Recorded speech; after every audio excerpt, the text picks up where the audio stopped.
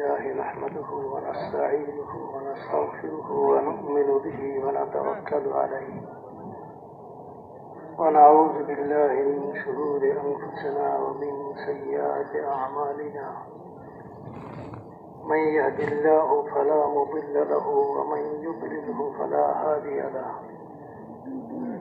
ونشهد أن لا إله إلا الله وحده لا شريك له ونشهد أن سيدنا ونبينا ومولانا محمدا عبده ورسوله أرسله بالحق بشيرا ونذيرا وداعيا إلى الله بإذنه وسراجا منيرا وصلى الله تعالى عليه وعلى آله وأصحابه وبارك وسلم تسليما كثيرا أما بعد فأعوذ بالله من الشيطان الرجيم بسم الله الرحمن الرحيم قل هذه سبيلي أدعو إلى الله على بصيرة أنا ومن اتبعني وسبحان الله وما أنا من المشركين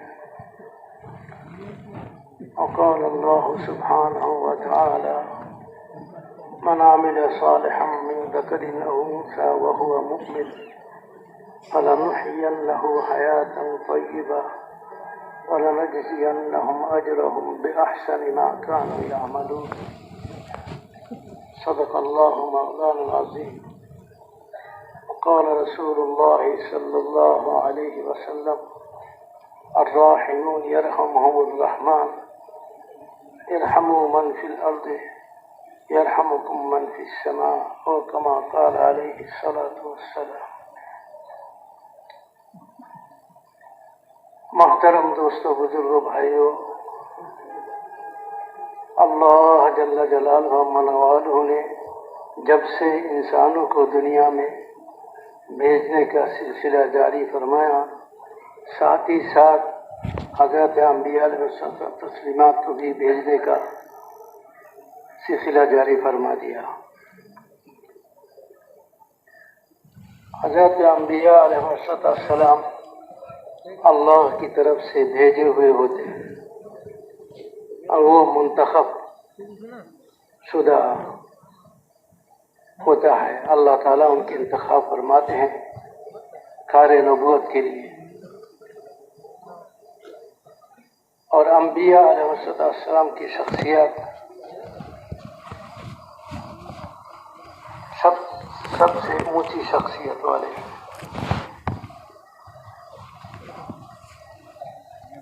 کوئی بھی شخصیت انبیاء علیہ السلام کے شخصیت کے مقابلے میں ہیج ہے.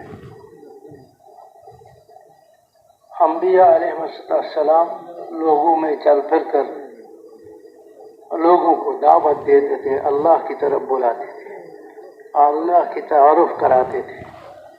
ایھا الناس قولوا لا الہ الا اللہ تفلحوا، اے لوگوں کہو لا الہ الا اللہ، کامیاب ہو جاؤ گے. یعنی کرنے والی ذات اللہ تعالیٰ کی ہے.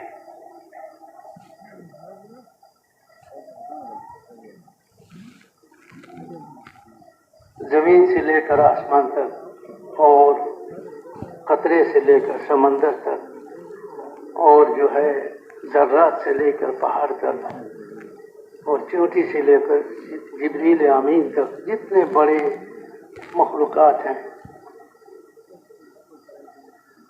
یہ سارے کے سارے اللہ تعالیٰ کے پیدا کیا ہوا ہے. یہ سب چیزیں ہر وقت اللہ کی محتاج ہیں. اللہ کسی وقت بھی کسی کے محتاج نہیں ہے. وہ کرنے والی ذات ہے. عزت اور ذلت اور زندگی کا بننا بگڑنا یہ سارے اللہ تعالیٰ کے ہاتھ میں ہے. اللہ جس کی زندگی چاہے بنا دے، اللہ جس کی زندگی چاہے بگاڑ دے. لیکن اللہ تعالیٰ نے زندگی کو بنانے کا اور بگاڑنے کا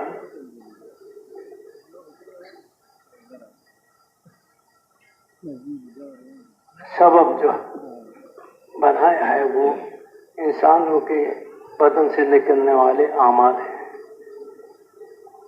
اگر انسان اپنے اعمال کو صحیح کر لیتے ہیں، یعنی زندگی صحیح رخ پر لاتا ہے، جو زندگی اللہ تعالیٰ کو پسند ہے، تو پھر اللہ تعالیٰ اس انسان کی زندگی کو بنا دیتا ہے، چاہے ان کے پاس ظاہری اسباب اور نقشے ہوں یا نہ ہوں۔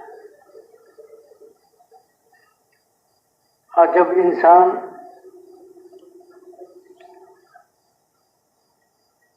زندگی کو غلط رخ پر چلاتا ہے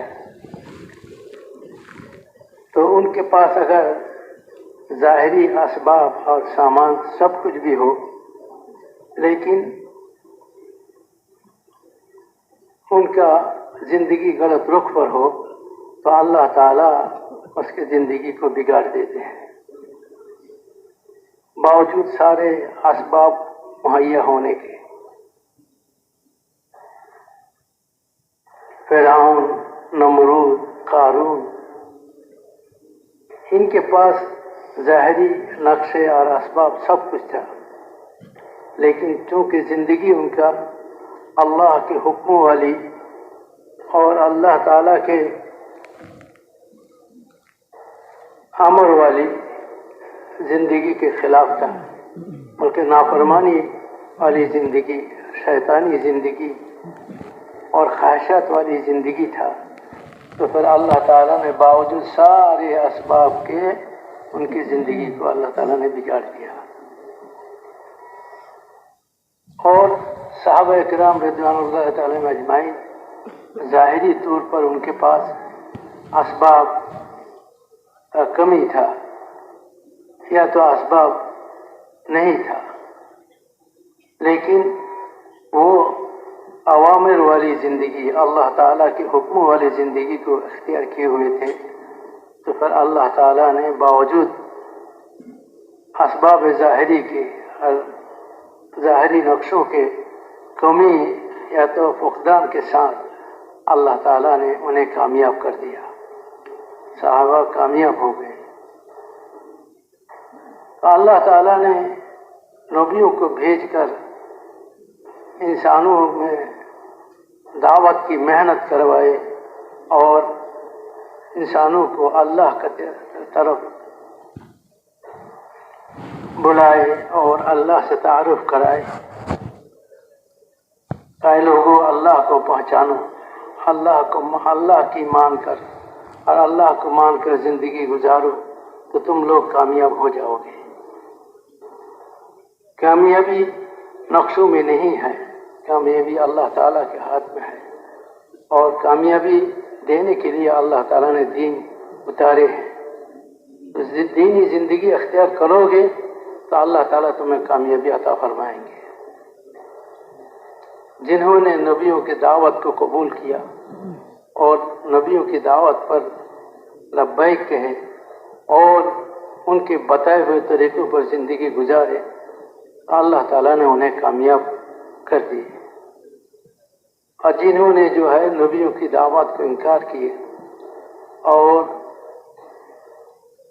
اوامر والی زندگی کو چھوڑ کر خواہشات والی زندگی پر چلے، تو اللہ تعالیٰ نے ان کو جو ہے ناکام کر دی، وہ دنیا میں بھی ناکام اور آخرت میں بھی ناکام۔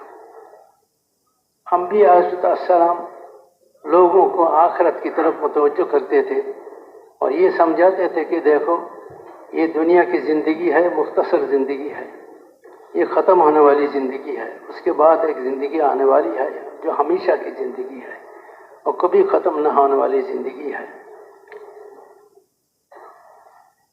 اگر تم لوگ دنیا اور آخرت میں کامیاب ہونا چاہتے ہو اور ناکامی سے بچنا چاہتے ہو تو ہم اللہ کے نبی ہیں اور اللہ کی طرف سے بھیجے ہوئے ہیں، اور اللہ کی طرف سے ہم تمہارے لیے زندگی گزارنے کا صحیح طریقہ لے کر آئے ہیں، تم اس کو اختیار کرو۔ اگر تم اس کو اختیار کرو گے، یہ حکموں والی زندگی، اوامر والی زندگی، اس کو اگر اختیار کرو گے تو اللہ تعالیٰ تمہیں کامیابی عطا فرمائیں گے اور ناکامی سے اللہ تمہاری حفاظت فرمائیں گے. دنیا اور آخرت میں تم کامیاب ہو کر رہو گے اور دنیا میں بھی کامیابی ہے اور آخرت میں بھی اللہ تعالیٰ ہمیشہ ہمیشہ کے کامیابی والی زندگی عطا فرمائیں گے. دنیا کی زندگی تو ختم ہونے والی ہے، یہ ختم ہو جائے گی. باقی آخرت کی زندگی یہ نہ ختم ہونے والی زندگی ہے، یہ کبھی ختم نہیں ہوگی. اور وہاں کی کامیابی حقیقی کامیابی ہے، اصل کامیابی ہے، اور وہاں کی ناکامی حقیقی ناکامی ہے، اصل ناکامی ہے. کامیاب وہ انسان ہے جو آخرت میں کامیاب ہو گیا، ناکام وہ انسان ہے جو آخرت میں ناکام ہو گیا ہے. جو آخرت میں کامیاب ہو جائے گا ان کے لیے ہمیشہ ہمیشہ کے راحتوں اور عیش و عشرت کی اور جو ہے نعمتوں کی دروازے اللہ تعالیٰ کھول دیں گے ہمیشہ کے لیے. وہ ہمیشہ کے عیش و عشرت میں اور جو ہے راحتوں میں رہے گا، نعمتوں میں رہے گا. اور جو ناکام ہو جائے گا وہ ہمیشہ کے لیے عذاب میں اور مصیبتوں میں تکلیفوں میں رہے گا. اس لیے انبیاء علیہ السلام بڑے درد کے ساتھ، محبت کے ساتھ لوگوں کے در در گھر گھر پھیر کر انہیں سمجھاتے تھے، محبت سے سمجھاتے تھے کہ ایک نبی کے دل میں امتی کا جو درد ہوتا ہے وہ ہزاروں لاکھوں ماں اور باپ کی محبت سے زیادہ ہوتا ہے. نبی کے دل میں جو درد اور محبت امتی کے لیے ہوتا ہے، اس لیے کہ ماں باپ کے دل میں اولاد کی محبت وہ تو دنیا کی زندگی کو سامنے رکھ کر ہوتا ہے کہ ان سے دنیاوی زندگی کے فائدے نظر کے سامنے ہوتا ہے کہ یہ بڑے ہوں گے اور کمائیں گے، کھلائیں گے، یہ سارے چیزیں ہوتے ہیں ماں باپ کے دل میں. لیکن انبیاء علیہ السلام کے دل میں دنیا کا کوئی غرض نہیں ہوتا تھا. وہ امت کو محبت کرتے تھے بے غرض ہو کر.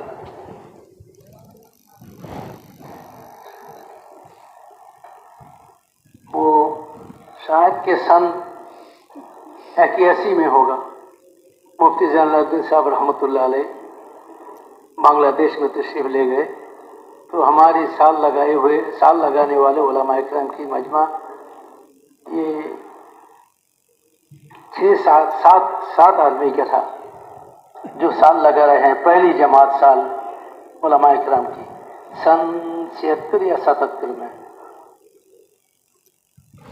تو مفتی صاحب رحمۃ اللہ علیہ نے سال لگانے والے ہم 7 آدمی تھے، 7 افراد کو بلائے اور ان سے مذاکرے کیے اور پھر ہم سے یہ کہنے لگے کہ بھائی تم بھی کوئی بات پوچھو ہم سے، تمہارا اگر پوچھنے کا ہے کوئی بات پوچھو ہم سے. تو ہمارے ساتھیوں میں سے ایک ساتھی مولانا ابو بکر صاحب تھے، اس نے پوچھا کہ حضرت یہ دعوت اور تعلیم میں کیا فرق ہے؟ ہم جو مدارس میں پڑھاتے ہیں، یہ تعلیمی سلسلہ جو مدارس میں چالو ہے اور یہ دعوت کی محنت ہے، اس میں کیا فرق ہے؟ تو حضرت مفتی صاحب رحمۃ اللہ علیہ نے فرمایا کوئی فرق نہیں ہے، یہ بھی نبوت والی کام ہے، وہ بھی نبوت والی کام ہے.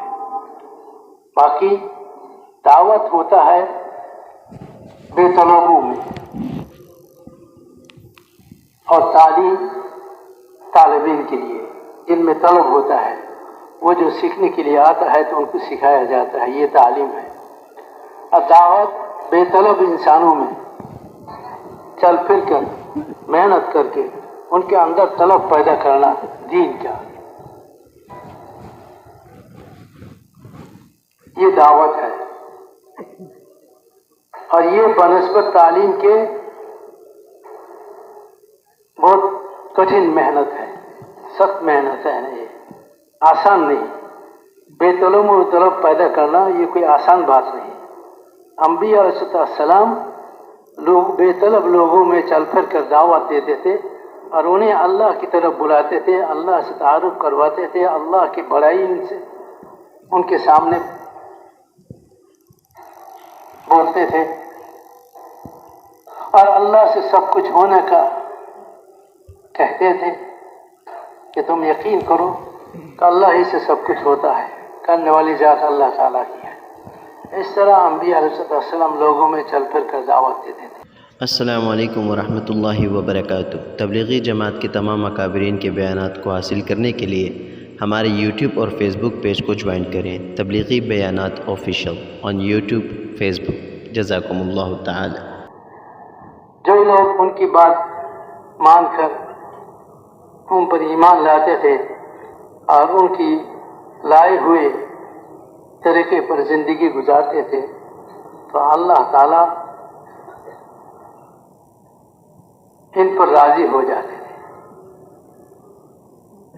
मेरे मोहतरम दोस्तों और बुजुर्गों, हम यहाँ जो जमा हुए हैं इस मैदान में, ये हम दावत की मेहनत की निस्बत पर जमा हुए हैं कि अल्लाह ताला ने जब से लोगों को दुनिया में भेजने का सिलसिला जारी फरमाया तो अंबिया सल्लल्लाहु और तस्लीमात की जमात को भी दुनिया में भेजने का अल्लाह ताला ने ये सिलसिला जारी फरमाया। अंबिया सल्लल्लाहु के बाद दीगर दुनिया में तशरीफ लाते थे और लोगों को अल्लाह की तरफ बुलाते थे, बेगरज होकर बेतलब लोगों में चल फिर कर मेहनत करते थे, दावत देते थे, अल्लाह की बड़ाई को बोलते थे कि अल्लाह बड़े हैं, अल्लाह के हाथ में सब कुछ है, करने वाली जात अल्लाह की है। अल्लाह को मानकर, अल्लाह की मानकर ज़िंदगी गुजारो तो दुनिया में भी कामयाब हो जाओगे, आखिरत में भी कामयाब हो जाओगे। हम अल्लाह के नबी हैं, हम अल्लाह की तरफ से तुम्हारी तरफ भेजे हुए हैं। हम तुमसे दुनिया की कोई चीज़ नहीं मांगते हैं। अमा अस्अलुकुम अलैहि मिन अज्रिन इन अज्रिया इल्ला अल्लाह रब्बिल आलमीन। हम तुमसे कोई चीज़ भी नहीं मांगते, हमारी मेहनत के बदला हम अल्लाह से चाहते हैं। हम ये चाहते हैं कि तुम हमारी दावत को कबूल करो और ये अल्लाह ताला की हुक्मों वाली, अवामिर वाली ज़िंदगी गुजारो, अल्लाह ताला की नाफरमानी को छोड़ दो,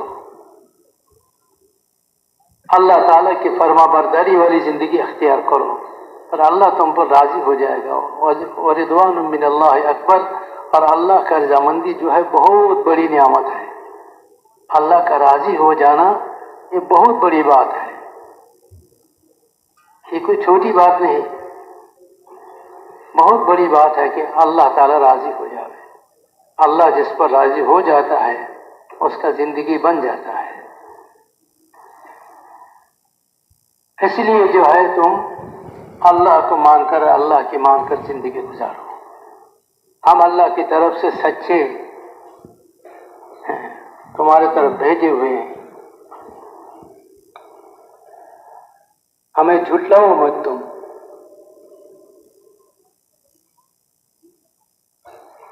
हम जो बात कहते हैं अपनी ज़ात से नहीं बल्कि अल्लाह की तरफ से कहते हैं।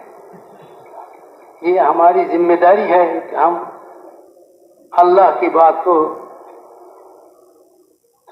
तुम्हारे पास पहुंचाओ।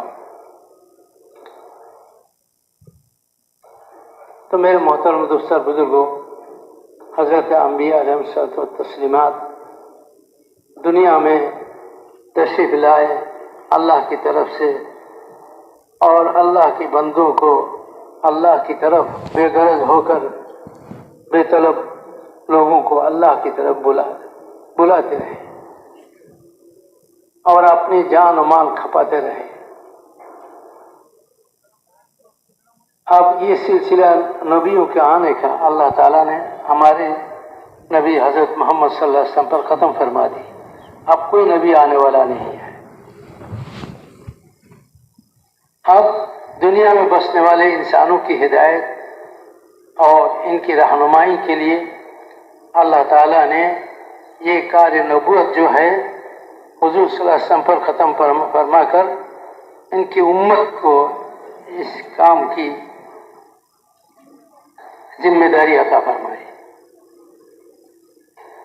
بلغوا عنی ولو آیا، کہ پہنچا دو میری طرف سے ایک آیت بھی ہو، ایک بات بھی ہو تو لوگوں کو پہنچا دو. یہ ذمہ داری اس امت کو ملی ہے. اس ذمہ داری کی وجہ سے، اس محنت کی وجہ سے یہ امت خیر امت ہے، اور یہ امت سارے امتوں میں افضل اور ساری امتوں میں سب سے اونچا مقام والا ہے. قیامت کے میدان میں لوگ حیران رہیں گے، بھائی یہ کون ہے یہ لوگ جن کی اتنی اونچی مقام ہے. لیکن پتہ چلتا ہے کہ نبی تو نہیں ہے، لیکن کون ہے یہ؟ تو ان سے بتایا جائے گا کہ یہ امت محمدی ہے، حضرت محمد صلی اللہ علیہ وسلم کی امتی ہیں. ان کے ذمہ وہ کام دیا گیا تھا جو کام نبیوں کے ذمہ اللہ تعالیٰ دیتے تھے، جو کام دے کر اللہ انبیاء صلی اللہ علیہ وسلم کو دنیا میں بھیجتے تھے. اب نبیوں کے سلسلہ بند فرما کر اللہ تعالیٰ وہ کام اس امتی کے ذمہ کر دیے. کنتم خیر امت اخرجت للناس تأمرون بالمعروف وتنہون عن المنکر وتؤمنون باللہ. حضرت مولانا یوسف صاحب رحمۃ اللہ علیہ فرمایا کرتے تھے کہ اللہ تعالیٰ نے اس محنت کے ذریعے اس امت کو امتیازی شان عطا فرمایا ہے. کہ امت کا امتیازی شان ہے یہ دعوت والی محنت، کہ اس محنت کی وجہ سے یہ امت پوری امت میں سب سے اونچی مقام والے ہیں. تو انبیاء علیہ السلام تسلیمات کے سلسلہ کو منقطع فرما کر امت کو اس کام کی ذمہ داری اللہ تعالیٰ نے دی ہے. اب یہ کام صحابہ کرام رضی اللہ عنہم اجمعین حضور صلی اللہ علیہ وسلم کی زیر نگرانی اس کام کو سیکھی اور اس کام کے لیے اپنی جان اور مال کی قربانی دی، اور اس کام کے سلسلے میں جو تکالیف اور جو مصیبتیں آئی ہے سب برداشت کی. بھوک پیاس، گرمی سردی اور جسمانی ہر قسم کی تکالیف برداشت کی ہے.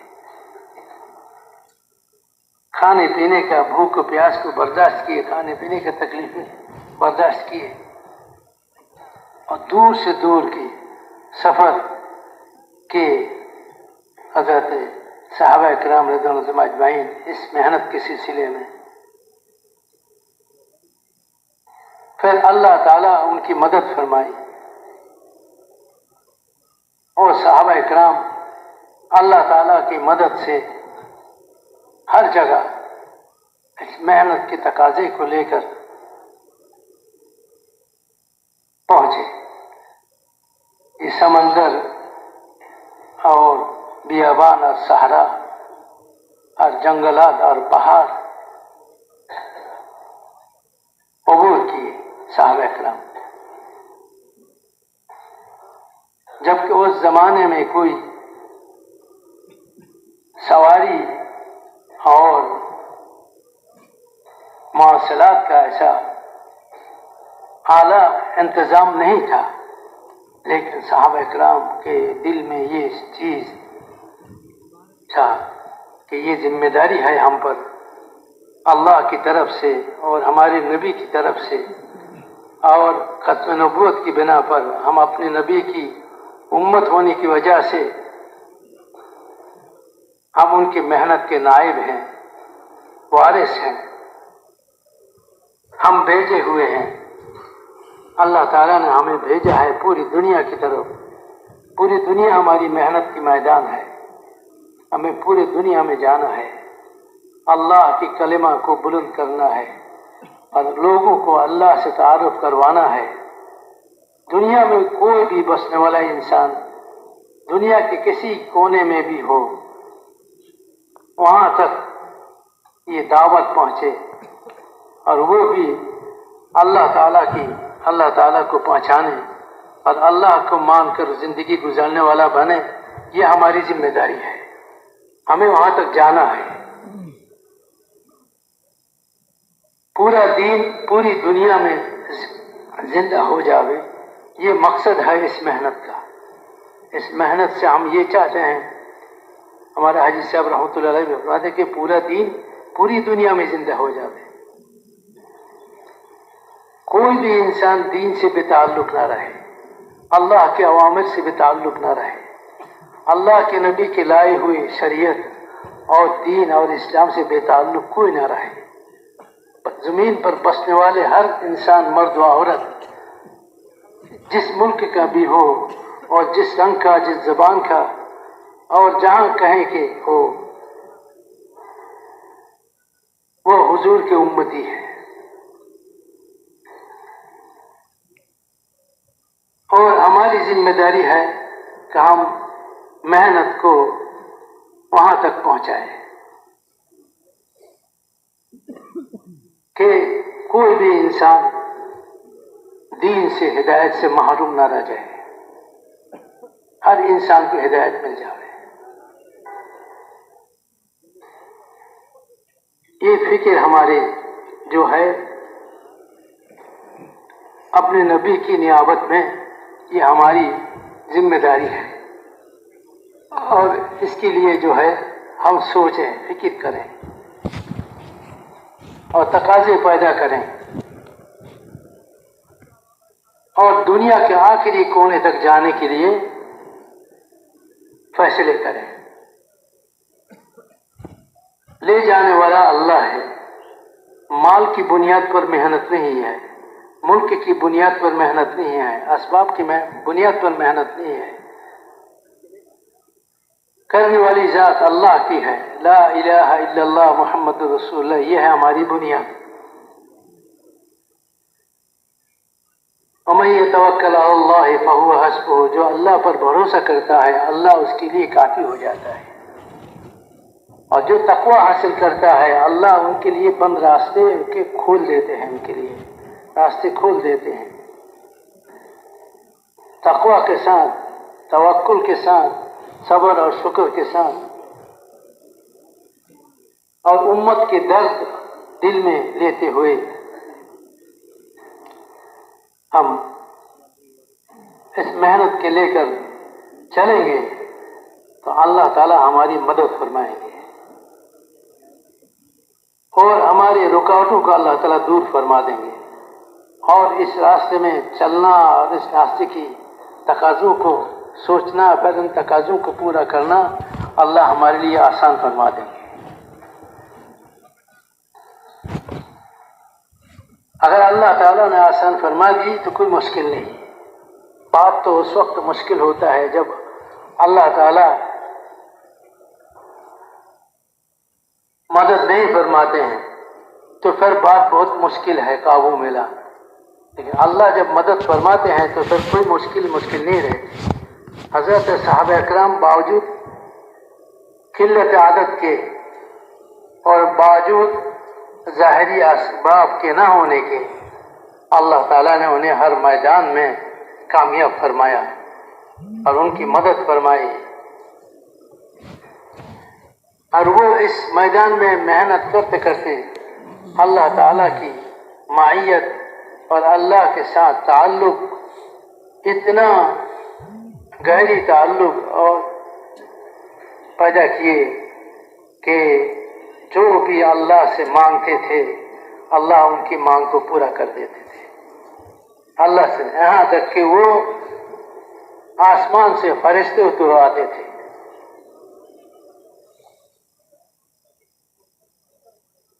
बदर के मैदान में 5000 फरिश्ते उतरवाए साहब अकराम दुआओं से।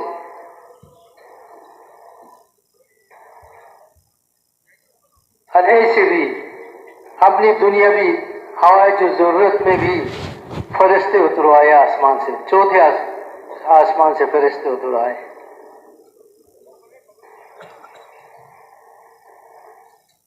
इस दावत की मेहनत की बरकत से दुआओं की कबूलियत हासिल होती है। बंदों के अल्लाह के साथ ताल्लुक और राब्ता कायम होता है और ये ताल्लुक और राब्ता जब मजबूत हो जाता है तो फिर बंदे जो अल्लाह से मांगते हैं اللہ وہی کر کے دکھاتے ہیں. تو ہم بھی اس محنت کے بارے میں یہ نیت فرمائیں، ارادہ فرمائیں کہ ہمیں تو بھائی یہ محنت موت تک کرنی ہے، موت تک کرنی ہے. اس محنت کے لے کر ہمیں موت تک چلنی ہے. اس محنت کے لیے جان کی قربانی، مال کی قربانی صحابہ والی طرز پر ہمیں دینی ہے.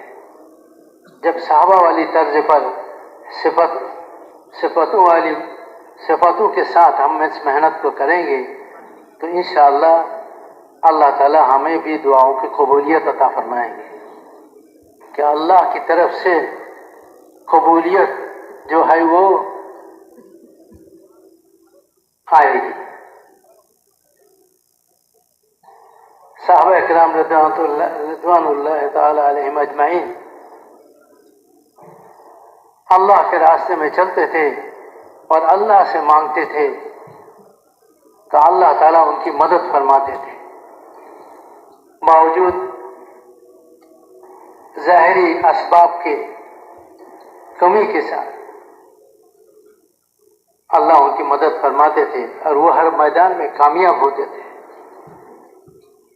ہم بھی اگر اس محنت کو انبیاء صلی اللہ علیہ وسلم جن صفتوں کے ساتھ کیے ہیں اور حضور صلی اللہ علیہ وسلم نے جن صفتوں کے ساتھ اس محنت کو کیے اور صحابہ کرام کو اس محنت کی جو ہے محنت کو سکھائے اور صحابہ کرام جن صفتوں کے ساتھ اس محنت کو کیے ہیں، ہم بھی اگر انہی صفتوں کے ساتھ اس محنت کو سیکھتے ہیں اور کرنے میں لگ جاتے ہیں تو پھر اللہ تعالی ہماری بھی اسی طرح کی مدد فرمائیں گے، نصرت فرمائیں گے جو صحابہ کی اللہ تعالیٰ نے مدد فرمائی ہے، ان کی نصرت فرمائی ہے.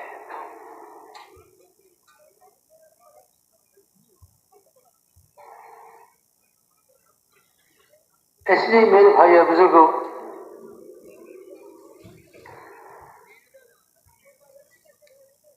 ہماری نظر جو ہے اسباب سے ہٹ کر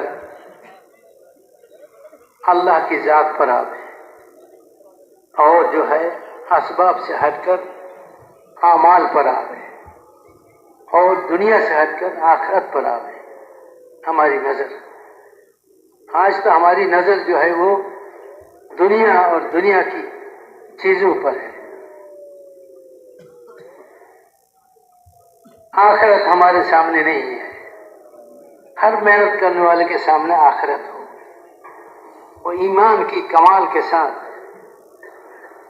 اور اللہ اور اس کے رسول کی اطاعت کے ساتھ اور عبادت کی پابندی کے ساتھ اور اللہ کے ذکر کے ساتھ اور اللہ والی علم کے ساتھ اور اخلاق کے بلندی کے ساتھ اور معاملات کے صفائی کے ساتھ اور معاشرت کے پاکیزگی کے ساتھ اور اخلاص اور للہیت کے ساتھ اور صحابہ والی جذبے کے ساتھ جان و مال کی قربانی ہو.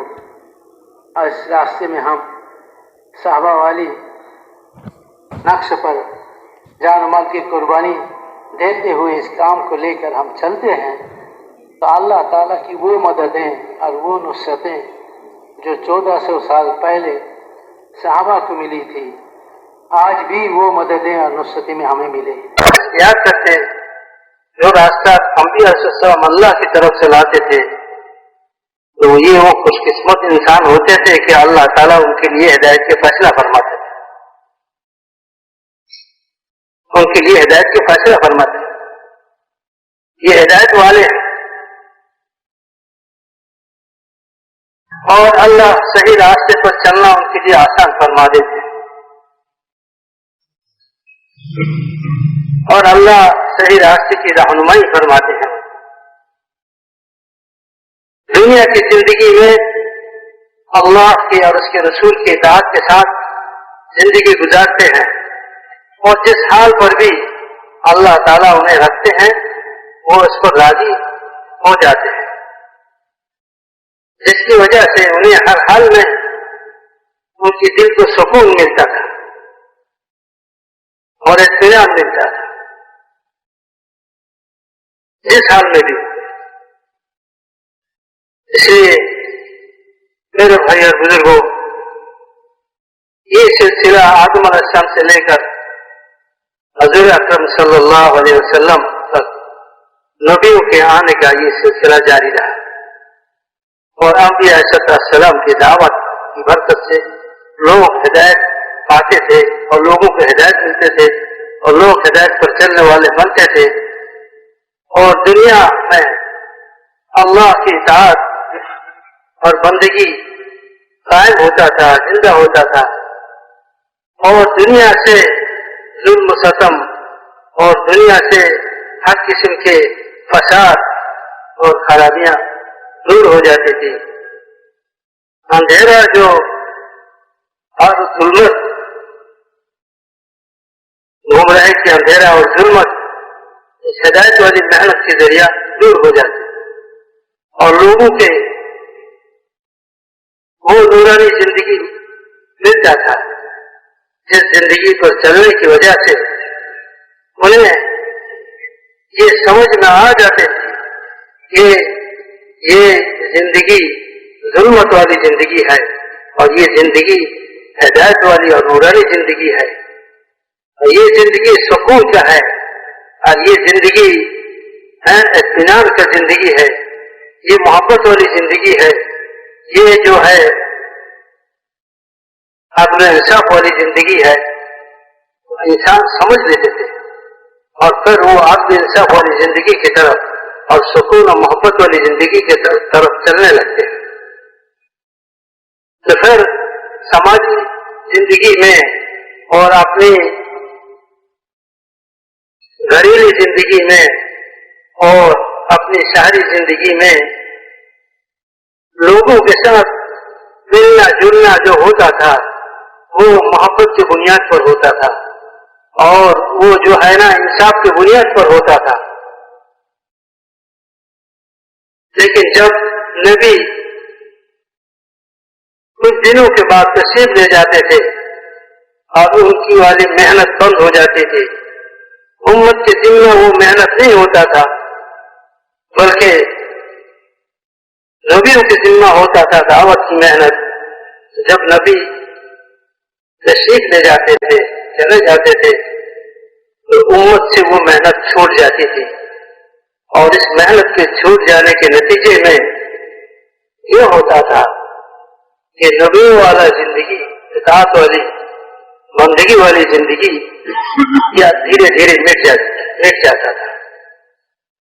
اور اس کے مٹ جانے کی وجہ سے دھیرے دھیرے انسانوں میں وہ ظلمت، گمراہی کی اور وہ ظلم و ستم، وہ حد تجاوزی، یہ ساری چیزیں اور ساری خرابیاں دھیرے دھیرے پیدا ہونے لگتی.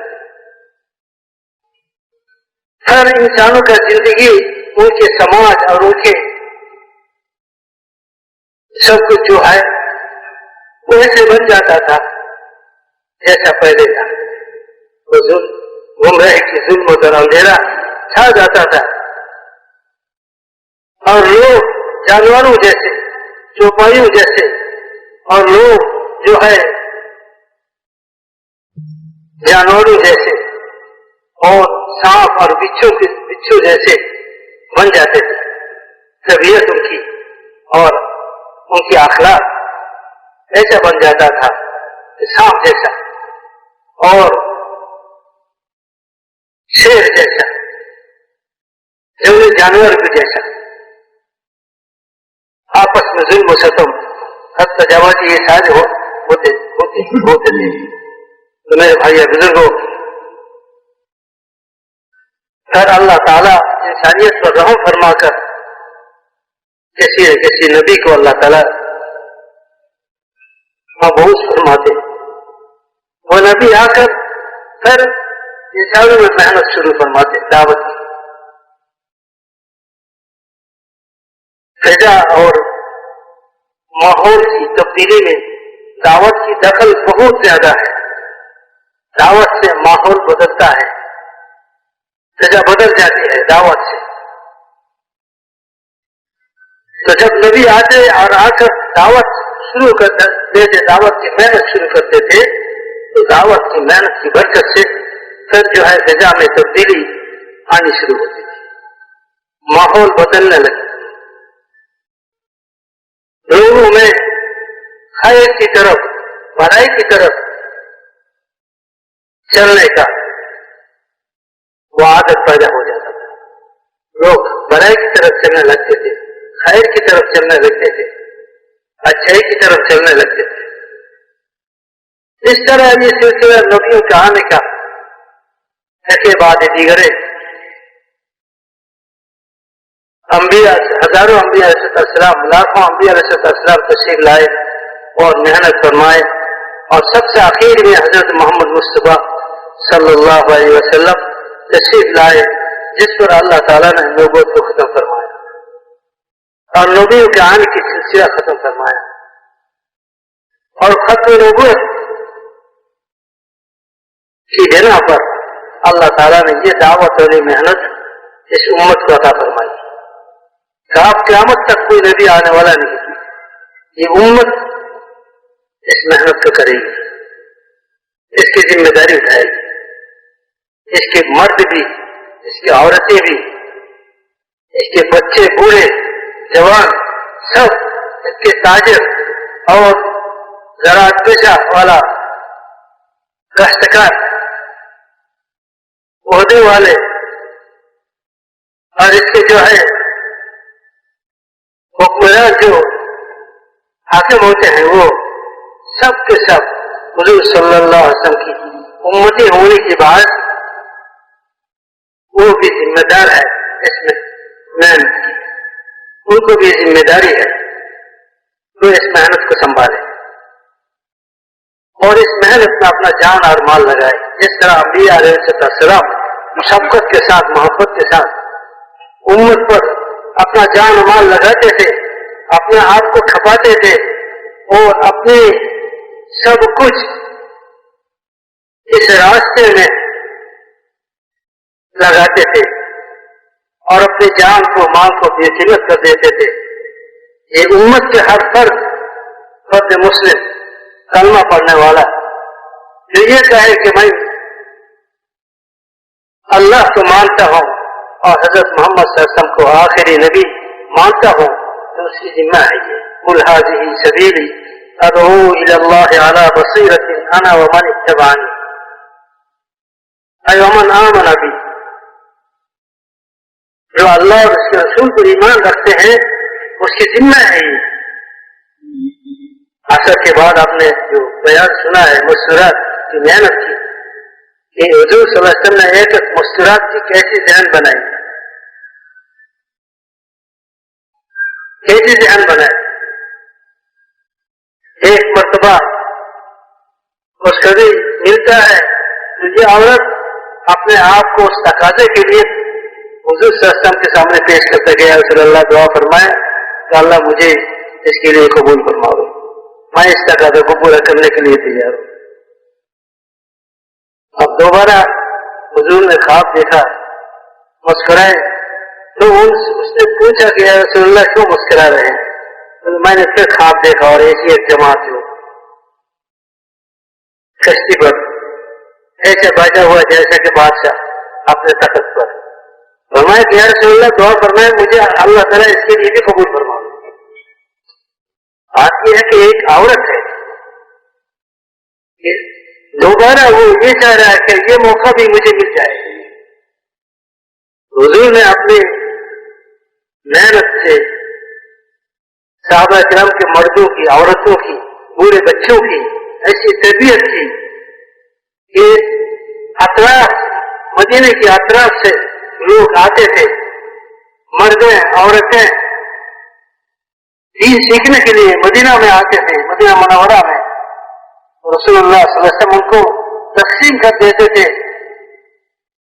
مدینہ کے انصاروں کے گھروں میں، جو مرد ہوتے ہیں ان کو مسجد میں رکھ دیتے ہیں اور جو عورتیں ہوتے تھے ان کو جو ہے گھروں میں عورتوں کے پاس بھیج دیتے تھے۔ تو مدینہ کی عورتیں اس تقاضے کو پورا کرتے تھے کہ ان آنے والوں کی تعلیم اور ان کی تربیت اور ان کے کھانے پینے کے انتظام، مہمان نوازی اور ان کی دینی تربیت کرتے تھے۔ ہر ہفتہ 10 دن کے بعد رسول اللہ صلی اللہ علیہ وسلم ان سے امتحان بھی لیتے تھے کہ بھائی کتنا سیکھا ہے انہوں نے دین، ان کے بعد رہا۔ مردوں سے حضور صلی اللہ علیہ وسلم پوچھتے تھے، عورتوں سے پوچھتے تھے۔ جب حضور کو یہ پتہ چلتا تھا کہ اتنی علم انہیں حاصل ہو گئی ہے جو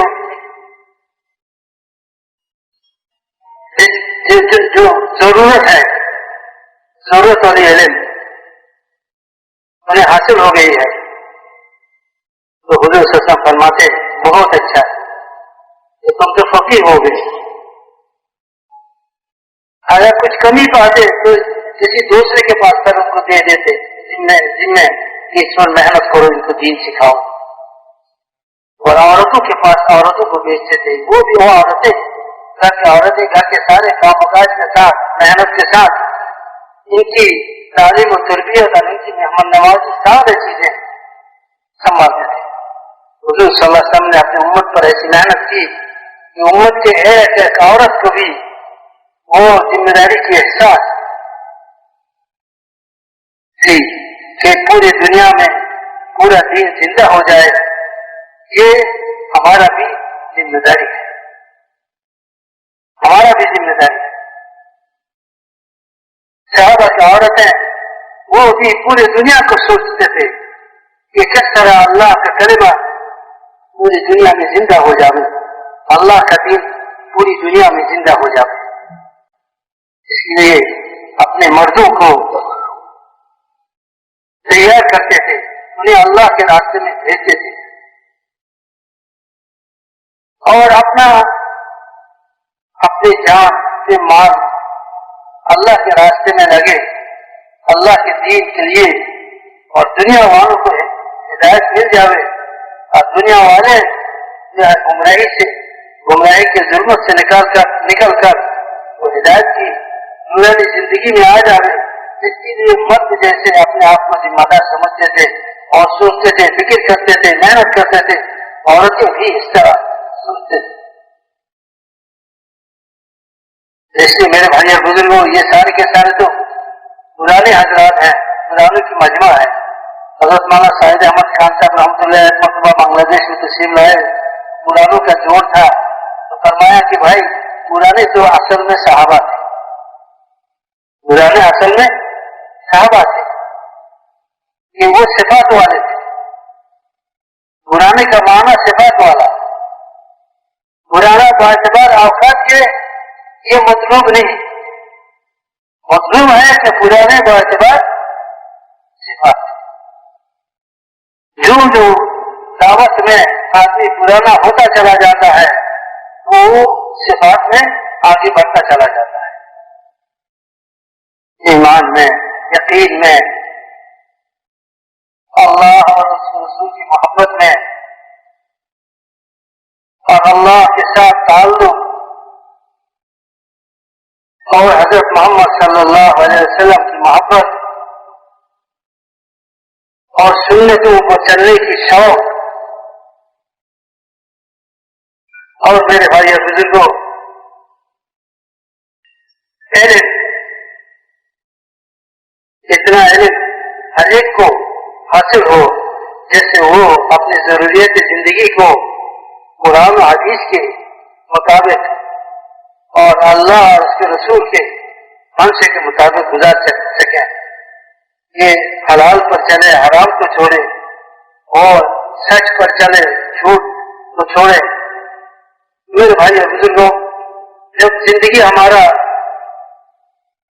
نبیوں کے بتائے ہوئے طریقے پر آ جائے گا تو پھر ہمیں اللہ تعالیٰ پوری دنیا کے انسانوں کے لیے ہدایت کا نمونہ بنائے گا۔ محنت کرنے والے محنت کرتے کرتے وہ لوگوں کے لیے نمونہ بن جائے، یہ اصل ہے۔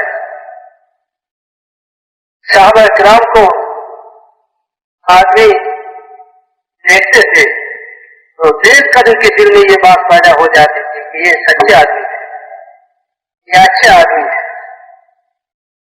یہ نیک لوگ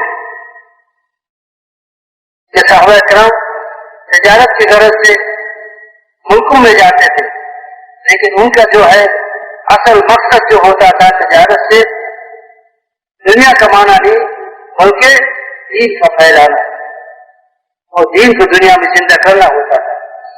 وہ جاتے تھے تجارت کرنے کے نام سے، لیکن وہاں کے لوگ جب ان سے معاملہ کرتے، ان سے چیزیں خریدتے، تو ان کی معاملات ایسا ہوتا صاف ہوتا تھا، ایسا قرآن و حدیث کی روشنی میں ہوتا تھا کہ وہ لوگ متاثر ہو جاتے تھے کہ یہ اچھے آدمی ہیں، سچ بولنے والے ہیں اور سچ بولنے والے ہیں۔ یہ لوگ جو کہتے ہیں سچ کہتے ہیں، ایسے آدمی جھوٹا نہیں ہو سکتا۔ صحابہ کے چہروں کو دیکھ کر، ان کے معاملات کو دیکھ کر لوگوں کے دلوں میں یہ بات آ جاتی تھی کہ یہ جھوٹ بولنے والے نہیں، یہ اچھے آدمی ہیں۔ آج ساری دنیا میں دوستوں کروڑوں مسلمان، 200 کروڑ مسلمان دنیا میں، 600 700 کروڑ انسان دنیا میں، 200 250 250 کروڑ مسلمان دنیا میں، لیکن مسلمانوں کی زندگی کا کوئی تاثر یہ 600 650 انسان جو دنیا میں بس رہے ہیں ان پر نہیں ہے۔ اس لیے میں محترم دوستوں بزرگوں، اس محنت کے ذریعہ ہمیں اپنے آپ کو نمونہ بنانا، 4 مہینہ 40 دن یہ تو ایک عنوان ہے، ترتیب ہے محنت کا، یہ مقصد نہیں ہے، مطلوب نہیں ہے۔ محنت سے جو مقصد ہے وہ دین زندہ ہو جائے پوری دنیا میں، دنیا کے بسنے والے ہر انسان کو ایمان مل جائے، ہدایت مل جائے، اور دنیا کے بسنے والے ہر انسان جہنم کی آگ سے بچ جائے اور جنت انہیں مل جائے۔ اس کا جو فکر اور سوچ ہو، اس سوچ اور فکر کے ساتھ ہم اپنے کاروبار میں اور اپنی مشاغل میں چل رہے ہیں، لیکن ہمارے دل کا یہ سوچ ہو، فکر ہو کہ میں حضور صلی اللہ علیہ وسلم کی امتی ہوں، اور دنیا بھر کے سارے دنیا کے انسانوں کو اللہ کی طرف بلانا اور انہیں ایمان کی طرف لانا، ہدایت کی طرف لانا، اور انہیں جہنم کی آگ سے بچانا، اور انہیں جو ہے جنت کے راستے پر لانا، یہ ہماری ذمہ داری ہے۔ اور جب اس کا تقاضا ہمارے سامنے آ گئے، اس وقت جس شغل میں بھی میں ہوں گا، اس شغل کو چھوڑ کر اس تقاضے کو پورے کرنا یہ میرا ذمہ داری ہے۔ جب ہم لوگ اس سطح پر محنت کرتے کرتے پہنچ جائیں گے، پھر اللہ تعالیٰ ہمیں دنیا کے انسانوں کی ہدایت کے لیے ذریعے بنائیں گے، اور ہمارے معاملات، ہماری کاروبار، ہماری آپس کی تعلقات اور رشتہ داری اور آپس کی رہن سہن، یہ سارے چیزیں دوسروں کی ہدایت کے لیے ذریعہ بن جائے گی۔ ہم تجارت کریں گے تجارت، لیکن یہ تجارت دوسرے کی ہدایت کے لیے ذریعہ بنائے گی۔ ایک انسان ہماری زندگی کو دیکھ کر متاثر ہوگا کہ بھائی یہ عجیب زندگی ہے اس کا، دیکھو کہ نمازوں کی اہتمام کیسی ہے، وقت پر نماز کی تیاری کرتا ہے اور پھر سارے کام چھوڑ دیتا ہے، دکان چھوڑتا ہے اور مسجد کی طرف دوڑتا ہے، اللہ کی طرف دوڑتا ہے۔ یہ آخرت والا ہے۔ یہ موت کے بعد کی زندگی کا اگر یقین نہیں ہو نہ ہو تو ایسا آدمی ایسا نہیں کر سکتا۔ اتنی مشغلہ میں، اتنی مشاغل میں رہ کر بھی اللہ کے حقوق کی ادائیگی، اللہ کے فرائض کی ادائیگی اور موت کے بعد آنے والی زندگی کی فکر ان کو اتنا پریشان کرتا ہے کہ وہ اپنے مشاغل کو چھوڑنے پر مجبور ہو جاتا ہے اور وہ دوڑ کے مسجد کی طرف جاتا ہے اور اللہ کے فرائض کو ادا کرتا ہے۔ ایک انسان کی زندگی کی تبدیلی اور اس کی زندگی میں دین کا زندہ ہونا اور ہدایت والے اعمال کا زندہ ہونا، یہ صرف ان کے لیے نہیں بلکہ اوروں کے لیے بھی ہدایت کا سبب بنتا ہے۔ اس لیے میرے محترم دوستوں بزرگوں، ہم اس کی نیتیں کریں، ارادے کریں کہ ہمیں جو ہے اس محنت کے ذریعہ نمونہ بننی ہے پوری دنیا کے لیے، اور پوری دنیا میں ہمیں جانا ہے، اور پوری دنیا کی ساری تقاضے ہمیں پورا کرنا ہے۔ تقاضا پورا کرانے والا کون ہے؟ اللہ ہے، اللہ پورا کرائے گا۔ ہماری ذمہ داری ہے نیت اور ارادہ کرنا اور اللہ سے مانگنا۔ دن بھر ہم محنت کریں گے، رات کو ہم اللہ سے مانگیں گے۔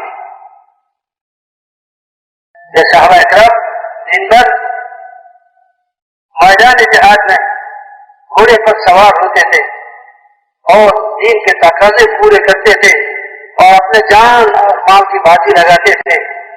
جب رات ہوتا تھا تو مسلح پر کھڑے ہو جاتے تھے اور اللہ کے سامنے روتے تھے، گڑگڑاتے تھے، روتے تھے اور اپنی ہدایت پوری امت کی ہدایت اللہ سے مانگتے تھے۔ پھر اللہ تعالیٰ ان کی محنت کو، ان کی قربانی کو ذریعہ بنا کر، ان کی رونے دھونے کو ذریعہ بنا کر اللہ تعالیٰ لوگوں انسانوں کی ہدایت کے فیصلے فرماتے ہیں اور لوگ جو ہے اسلام میں داخل ہو جاتے ہیں۔ اذا جاء نصر اللہ والفتح ورأيت الناس يدخلون في دين الله افواجا، فوج کے فوج لوگ افواج ہے، فوج جو اس زمانے میں اللہ کے ذات میں کوئی تغیر و تبدل نہیں اور اللہ کی سنت میں بھی کوئی تغیر و تبدل نہیں ہے۔ وَلَن تَجِدَ لِسُنَّةِ اللَّهِ تَبْدِيلًا وَلَن تَجِدَ لِسُنَّةِ اللَّهِ تَحْوِيلًا۔ اگر ہم نے صحابہ کرام والی جذبے کے ساتھ اور ان صفتوں سے متصف ہو کر اس محنت کو کرتے ہیں جن صفتوں کے ساتھ انبیاء علیہ السلام نے اس محنت کو کی ہے اور حضور صلی اللہ علیہ وسلم نے کی ہے، اور صحابہ نے حضور کی نگرانی میں اس محنت کو سیکھ کر جن صفتوں کے ساتھ اس محنت کو کیے ہیں، جن جذبات کے ساتھ اس محنت کو کیا، اگر ہم بھی ان صفتوں کے ساتھ اور ان جذبات کے ساتھ کرتے ہیں تو پھر وہ مدد و نصرتیں جو صحابہ کو حاصل ہے وہ ہمیں بھی حاصل ہو جاتے ہیں۔ آج بھی یہ کوئی غیر ممکن بات نہیں ہے، یہ ممکن بات ہے۔ اب ہمارا جو اللہ کے راستے میں نکلنا ہے 4 مہینے کے لیے، 7 مہینے کے لیے، سال کے لیے اندرون اور بیرون میں، یہ کام کو سیکھنے کے لیے ہے، ان صفتوں کو اپنے اندر پیدا کرنے کے لیے ہے۔ یہ 6 نمبر والی زندگی اپنے اندر لیتے ہوئے دعوت کی محنت، یہ داعی کے صفات ہیں۔ یہ 6 نمبر ہر دعوت کی محنت کرنے والے ان صفتوں سے آراستہ ہو کر دعوت دیں۔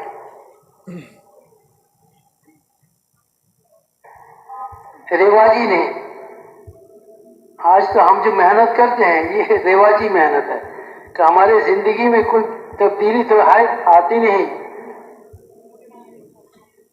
بات کا مجموعہ ہے، سارے بیانات کا اور گھنٹوں بات چیت کا تو مجموعہ ہوتا ہے، لیکن ان باتوں پر زندگی کو لانا کہ داعی کو دیکھا جاتا ہے، داعی کی طرف نظر اٹھتی ہے۔ کوئی آدمی جب مجمع میں ممبر پر بیٹھ کے بات کرتا ہے یا تو مجمع کے سامنے کھڑے ہو کر بات کرتا ہے تو پوری مجمع ان کی طرف دیکھتے ہیں، ان کو دیکھتے ہیں۔ اب یہ انسان جس کو جو نظروں کے سامنے ہے، اگر اس کا زندگی بنا ہوا نہیں ہے، یا قوم اتبعوا المرسلین اتبعوا من لا يسألكم اجرا وهم مهتدون، کہ یہ داعی اللہ کی طرف بلانے والے ایسے لوگ ہیں جو کہتے ہیں کرتے ہیں، وہی کرتے ہیں، ان کے عمل اور قول میں فرق نہیں ہوتا ہے، وہ جو کہتا ہے وہ خود کرتا بھی ہے۔ یہ نبیوں کی صفت ہے۔ انبیاء علیہ السلام جس بات کی دعوت دیتے تھے لوگوں کو، خود اس پر عمل کرتے تھے۔ جو دین اللہ کی طرف سے لوگوں کے لیے لاتے تھے انبیاء علیہ السلام خود اس پر عمل کرنے والے ہوتے تھے. اس لیے دین کا سمجھنا لوگوں کے لیے آسان ہو جاتا ہے. دعوت سے دین پر چلنا لوگوں کے لیے آسانی پیدا ہوتی ہے دعوت کے ذریعے. اس لیے کہ جو بات کرتے ہیں، جو بلاتے ہیں لوگوں کو، جب اس کا زندگی ان کے قول کے مطابق ہوتا ہے، ان کی محنت کے مطابق ہوتا ہے، ان کی محنت اور ان کی زندگی میں فرق نہیں ہوتا ہے، تو لوگوں کے لیے دین کا سمجھنا آسان ہو جاتا ہے.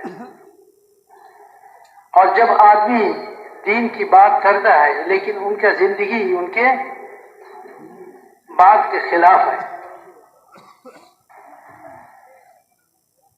تو دین کا سمجھنا لوگوں کے لیے مشکل ہو جاتا ہے کہ دین کون سا ہے، یہ آدمی کیا چاہتا ہے، یہ آدمی جو بات کر رہا ہے ہم سے کیا چاہتے ہیں. اگر یہ ہم سے جو کر رہا ہے یہ صفات والی زندگی ہم سے چاہتا ہے تو پہلے اس کی زندگی سے ہی ہو، وہ صفات والی زندگی اس میں ہو، وہ صفات والی زندگی کا حامل ہو، تاکہ مجمع کے لیے آسان ہو جاوے بات کا سمجھنا یہ کیا چاہتے ہیں. اس لیے محترم دوست اور بزرگوں، ہر محنت کرنے والے کی زندگی جو ہے نمونہ. اللہ تعالیٰ فرماتے ہیں کہ تمہارے نبی میں تمہارے لیے نمونہ ہے. اسی طرح صحابہ براہ راست رسول اللہ صلی اللہ علیہ وسلم سے دین حاصل کیا، دعوت کی محنت سیکھے. تو ہم نے اگر صحابہ کرام کے نقش قدم پر اس محنت کو ہم نے کیے اور ان صفتوں کے ساتھ اس محنت کو کیے تو پھر اللہ تعالیٰ کی وہ مدد اور نصرتیں ہم پر بھی اتریں گے جو صحابہ پر اتری تھی.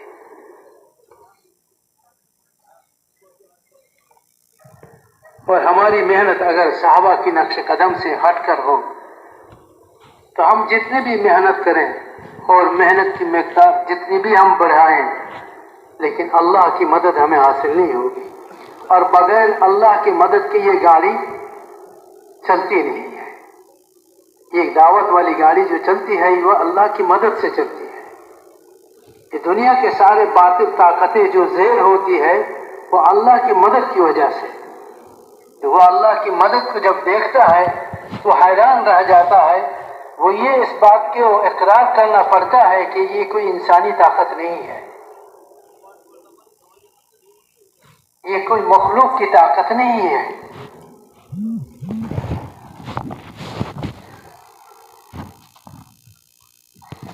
حضرت مولانا یوسف الیاس صاحب رحمۃ اللہ فرمایا کرتے تھے کہ یہ محنت جو ہے تسخیر عالم کا نسخہ ہے. پورے عالم کو تسخیر کرنے کا نسخہ ہے یہ دعوت والی محنت. اگر یہ دعوت والی محنت ہمیں کرنا آ جاوے اور جن صفتوں کے ساتھ کرنا چاہیے وہ صفتیں ہمیں پیدا ہو جاوے، ان صفتوں کے ساتھ ہم محنت کرنے والے بن جائیں گے تو آج بھی اللہ پورے عالم کو ہمارے لیے مسخر فرما دے. یہ کوئی مشکل بات نہیں ہے.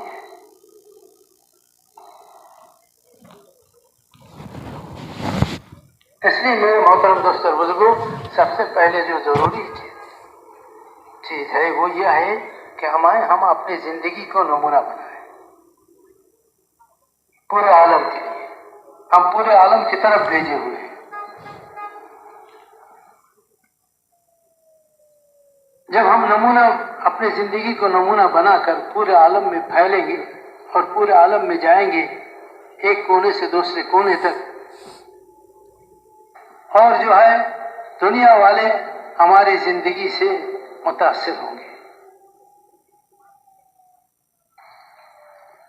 اچھے انسان، اچھے اخلاق،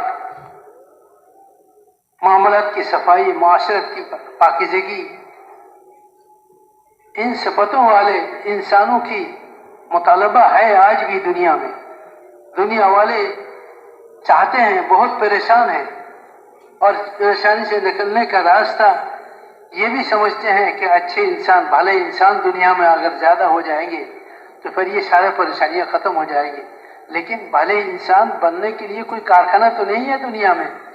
چیزوں کے بنانے کا کارخانہ ہے، چیزوں کے بنانے کا اعلیٰ قسم کی چیزوں کے بنانے کا کارخانہ تو ہے، لیکن اعلیٰ قسم کے انسانوں کے بنانے کا کوئی کارخانہ نہیں ہے. وہ کارخانہ یہ دعوت والی محنت ہے.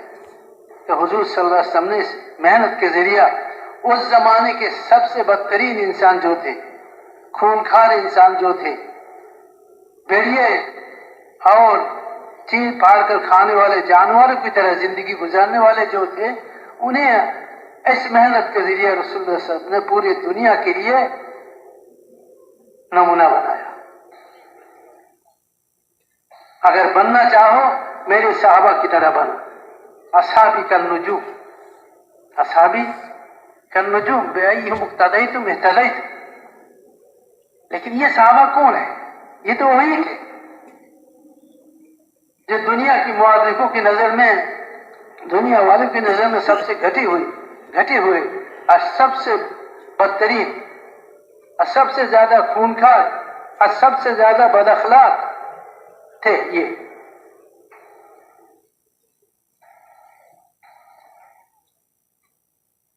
اخلاق میں سب سے نیچے کا گرا ہوا انسان تھا.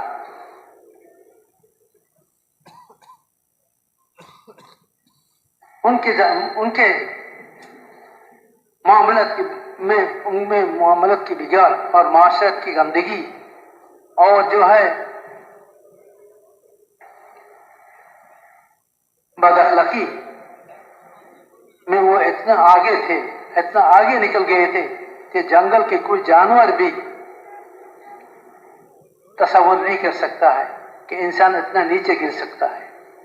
اتنا نیچے گری ہوئی تھی. لیکن وہ کون سی محنت تھی جو رسول اللہ صلی اللہ علیہ وسلم نے ان پر کی ہے، جس محنت کی وجہ سے وہ پورے دنیا میں سب سے بہترین انسان بن گئے اور سب سے اعلیٰ انسان بن گئے کہ سارے دنیا کے تعلیم یافتہ لوگ، سارے دنیا کے مالدار، سارے دنیا کے بادشاہوں کو اگر جمع کرو تو ایک صحابہ جو رسول اللہ صلی اللہ علیہ وسلم کی زیر نگرانی جن کی زندگی بنی ہے، ایک صحابہ کے ان کے قدم میں جو گرد و غبار لگتا ہے ان کے برابر بھی نہ ہو یہ دنیا والے. اور حضرت مولانا یوسف صاحب رحمۃ اللہ علیہ فرمایا کرتے تھے کہ اللہ تعالیٰ نے جن حضرات کو نبوت کے لیے انتخاب فرمائے ہیں ان کی شخصیت اتنی اونچی ہے کہ سارے دنیا کی بادشاہوں کو اگر جمع کرو تو سارے دنیا کی بادشاہوں کی شخصیتیں ایک نبی کی شخصیت کے مقابلے میں ان کے پیر میں جو گرد و غبار لگتا ہے یا تو ان کے پیر میں جو ناخن ہے ان کے برابر بھی نہیں ہوگا. سارے دنیا کے بادشاہ انبیاء علیہ السلام ایسے اونچے شخصیت والے ہوتے تھے. ان نبیوں میں سب سے بڑا مقام والا اور سب سے اونچا مقام والا کون ہے؟ حضرت محمد مصطفیٰ صلی اللہ علیہ وسلم. اور صحابہ ان کی نگرانی میں اس محنت کو سیکھے ہیں.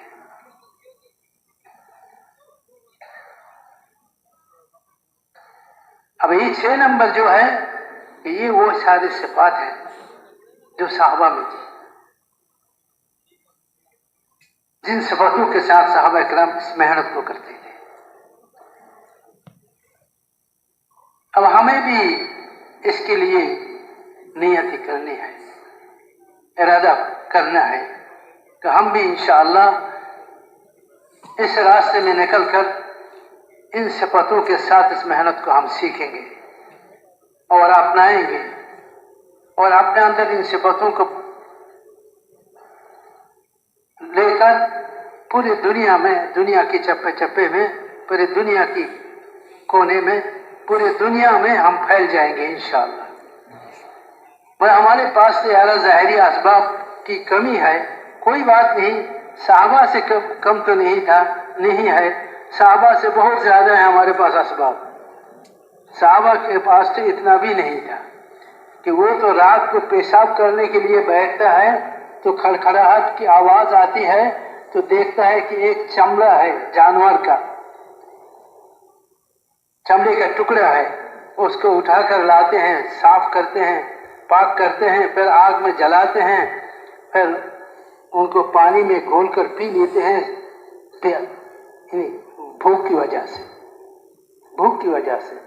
और मस्जिद नबवी में फजर की नमाज में भूख की वजह से सहाबा नमाज में गिर जाते थे और उनके गिरने की आवाजें पूरी मस्जिद में सुनाई देते थे, तो गिर गए कोई। और ये गिरना किस लिए है? भूख की वजह से है। और अबू हुरैरा रज़ियल्लाहु तआला अन्हु भूख की वजह से जमीन पर अपना पेट लगाकर पड़े रहते थे, भूख की वजह से। इतनी भूख तो आप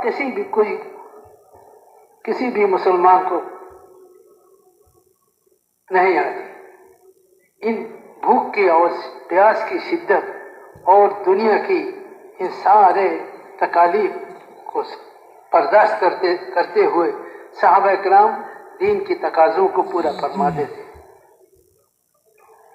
इसके साथ पूरी दुनिया में फैल जाते थे। अल्लाह ताला और बकौल हज़रत मौलाना इलियास रहमतुल्लाह अलैह कि ये तज़किरा आलम का नुस्खा है।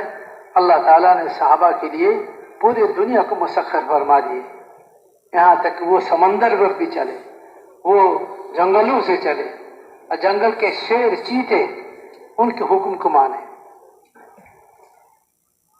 एक साहबी जो उनका कश्ती समंदर में डूब गया, वो किसी तरह किनारे पर आया तो वो किनारा जंगलात के तरफ का था, तो देखता है कि शेर आ रहा है। तो शेर जब करीब आया तो उसने कहा कि मैं मोहम्मद सल्लल्लाहु अलैहि वसल्लम के उम्मती हूँ, गुलाम हूँ, दीन की तकाजे को लेकर निकला हूँ, कश्ती हमारा गर्क हो गया है, हमें अपनी जमात से मिलना है, मुझे जमात से मिला दो। ये कहकर वो शेर पर सवार हो गए। सवार शेर उनको जो है जंगल पार कराकर आबादी तक पहुंचा देते हैं।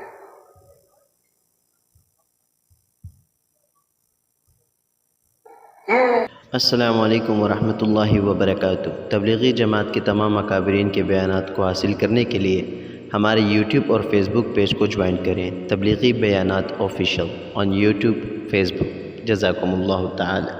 सूरज पर भी उनका जो है चलता था कि अल्लाह से दुआ करवाते हैं कि अल्लाह ये असर की नमाज की वक्त है, असर का नमाज ये फर्ज है, तेरा हुक्म है, इसका भी अदा करना है, और यहाँ कुफ्फार के मुकाबले में हम लड़ रहे हैं, ये भी तेरा हुक्म है, जिहाद है।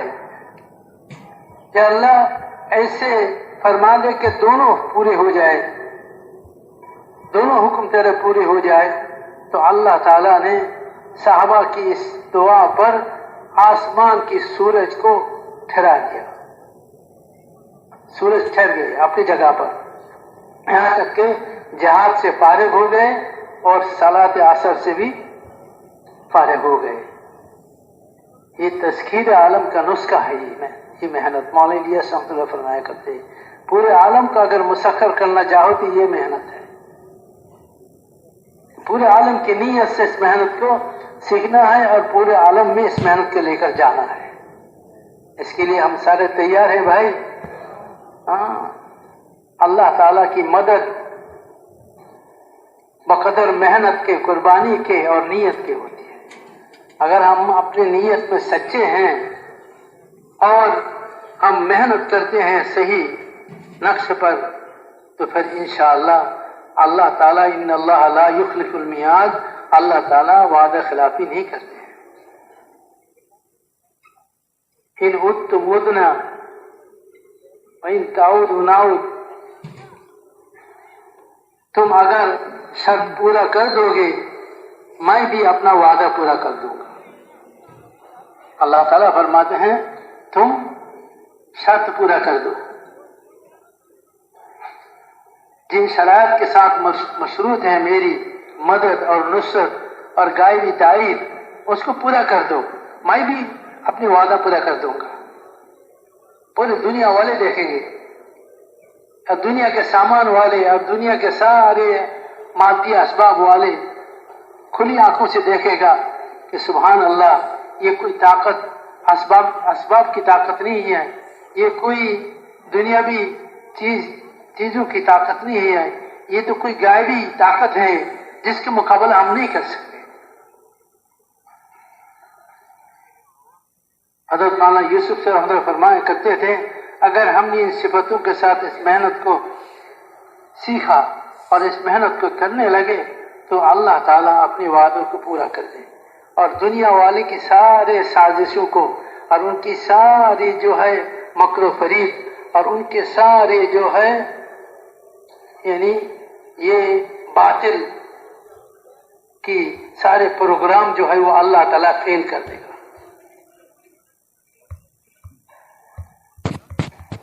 اللہ تعالیٰ فیل کر دے گا ان کو اور ان کی سازشوں کو انہیں پر اللہ تعالیٰ استعمال فرما دیں گے۔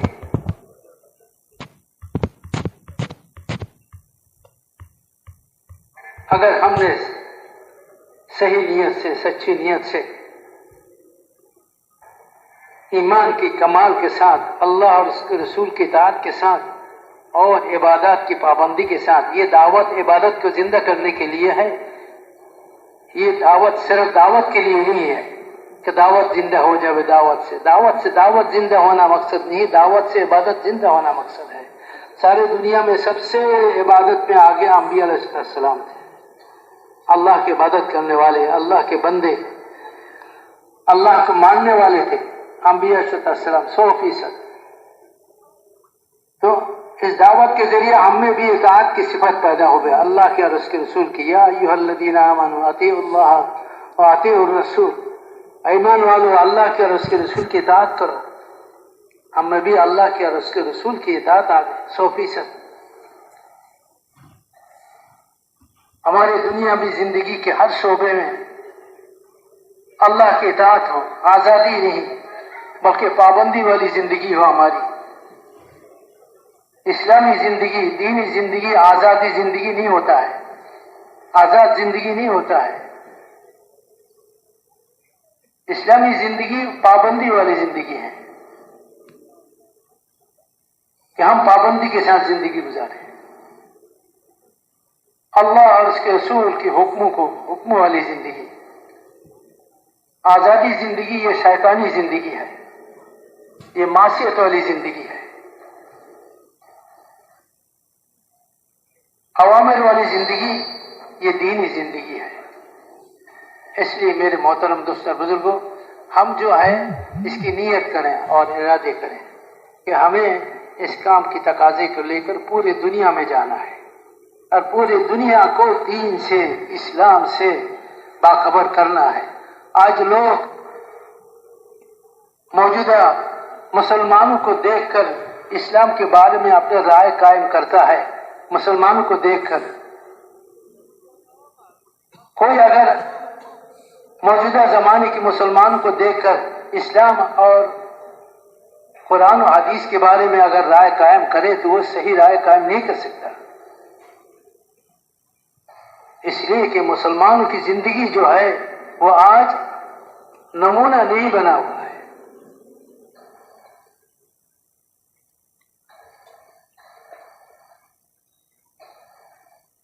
ہم لوگ جو سن 83 میں شاید کے سن 83 میں امریکہ میں گئے تو وہاں مستورات تھی، ایک گھر میں مستورات کی بیان تھا، تو میں نے وہاں بیان کیا، مشورے سے طے ہوا، تو بیان کے بعد دعا ہوئی، دعا کے بعد ایک پرچی اندر بیٹھنے والے عورتوں کی طرف سے ایک پرچی، وہ اس وقت ہم نے سنا تھا کہ نئے عورتیں اور جو مسلمان ہوتی تھی وہ دین کو سیکھنے کے لیے ضروری مسائل 2-4 پوچھ لیتے ہیں، اور اس وقت مستورات میں بیان کرنے والے یہ سارے عالم ہوتے ہیں تو ان سے کوئی بات پوچھ لیتے ہیں۔ اس طرح کا پرچی آئی تو اس پرچی میں یہ لکھا ہوا، کوئی مسئلہ نہیں تھا، بس یہ لکھا ہوا تھا کہ مولوی صاحب آپ نے جو مسلمانوں کی تعارف بیان کیے کہ مسلمان ایسے ہیں، صحابہ ایسے تھے، آپ ایسے مسلمان تو نظر نہیں آتے، وہ سارے مسلمان کہاں ہیں؟ آج کے جو مسلمان ہیں ان کو دیکھ کر تو ہمیں اسلام کی طرف اسلام کے بارے میں نفرت پیدا ہوتی ہے. ہم نے جس اسلام کے بارے میں سن کر پڑھ کر سوچ کر اپنی خاندانی آبائی دین کو چھوڑا، اب یہاں آ کر ہم نے دیکھا کہ ہم نے جن راستوں کو چھوڑ کر آئے ہیں مسلمان اسی راستوں پر مر مٹ رہے ہیں. اب تو ہمیں بڑی حسرت ہو رہی ہے کہ ہم نے اپنے آبائی مذہب کو چھوڑا، دین کو چھوڑا اسلام کے لیے، اور یہ مسلمان مر رہے ہیں ہماری والی طریقہ اور ہماری والی جو زندگی کو اختیار کرنے کے لیے. تو ہم نے کیوں اپنے آبائی مذہب کو چھوڑا؟ اچھا، وہ جو آپ مسلمانوں کے بارے میں کہہ رہے ہیں، وہ مسلمان دنیا میں موجود ہے اس وقت؟ تو ہم نے ہماری طرف سے یہ جواب دی گئی کہ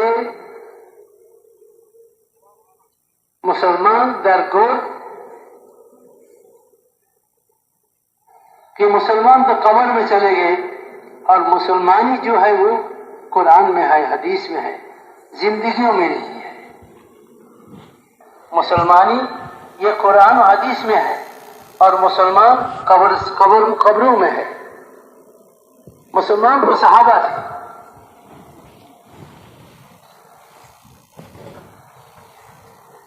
سو فیصد صحابہ مسلمان، 100% مسلمان تھے.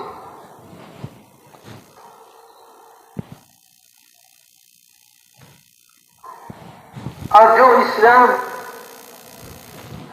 تھا وہ تو قرآن و حدیث میں ہے کہ اسلام کیا چیز ہے. اس لیے میرے محترم دوستوں، ساری دنیا جو ہے اس کا یہ چاہتے ہیں کہ پوری دنیا میں پھر وہ جماعت جو صحابہ کی تھی، ایسی جماعت مسلمانوں کی پوری دنیا میں وجود میں آ گئی، تاکہ دنیا والے اسلام کی خوبیوں کو دیکھ کر اسلام کی طرف جھکیں اور اسلام کی طرف آوے. یہ صرف بیان سے اور تقریر سے نہیں آئے گی.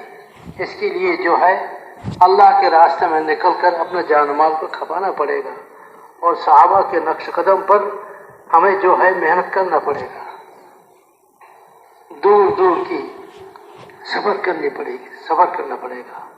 اس کے لیے میرے بھائی اور بزرگوں ہمت فرماویں اور نیتیں جو ہے کریں، اور پوری دنیا میں پھیل جانے کی، پوری دنیا میں اس محنت کی تقاضوں کو لے کر سارے دنیا میں جانے کے لیے کریں، اور اس کے لیے اپنے آپ کو پیش کریں.